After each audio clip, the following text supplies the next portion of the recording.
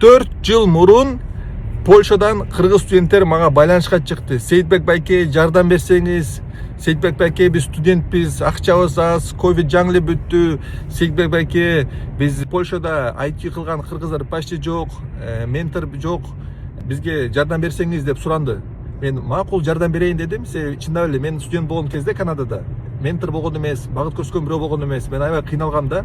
Андан кийин чындап эле ковид маалда деле билем көптөр жумушсуз болгон, наверное, чын экенчи. Анан аларга аябай арзан кылып бердим. Азыр ошол сумманы айтсам аябай күлкүлүү болот дажычы. Аябай күлкүлүү. Бирөөсүн даже бекер окуттум. Сен мага макул жардамчы бол, мага ар кандай нерселер майда чүйда боюнча жардам бер, мен сага окутам дедим да анычы. Бир 8 бала кошулду Польшадан.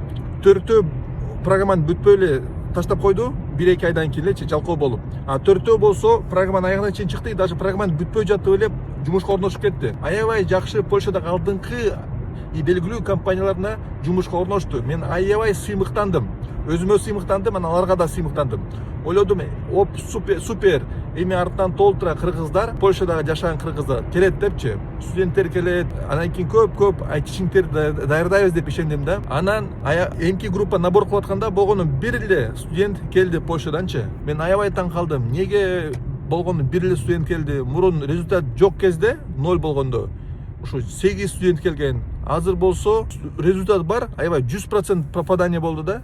Бирок бир эле студент келди. Түшүнбөй жаткам да. Мен үчүн табышма болгон. Андан кийин бир нече айдан кийин мен түшүндүм. Көрсө, менин программамды окуп, жумушка орношкон балдар биригип менин программамдын идентичный копиясын баштап коюптур да. Вау, аябай таң калдым. Айрыкча жана бир бала бекер окуганчы, ага баарын өзүнчө копия кылып колдонуптур да. Ошондо аябай ачуум келген, аябай таң калгам. Мен жардам берген адамдар мага каршы чыкканыгачы, конкурент болуп чыкканыга. Ошондо мен ачуумду колдондум, программаны жакшыртканды ойлондум да. Менин программамды копия кылган мынчалык оңой болбош керек. Жөн эле слайдтарды алып эле баштап алып кетсе болобу депчи. Ошондо мен комьюнити түзүп баштадым да. Salesforce комьюнити түзүп баштадым.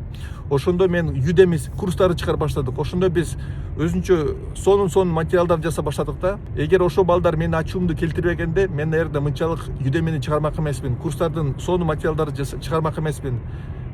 Ошол үчүн достор, силерге бир жашоодо кыйынчылык болсо, бул дайыма силердин ачууңарды келтирип, программарды ишиңерди жакшыртканды колдонгула. Макулу бул ачуу, бул жакшы нерсе. Ачууну конструктивдүү кылалы. Мен ошо ачуумду конструктивдүү кылып, биздин Salesforce программаны уникалдуу кылып койдум.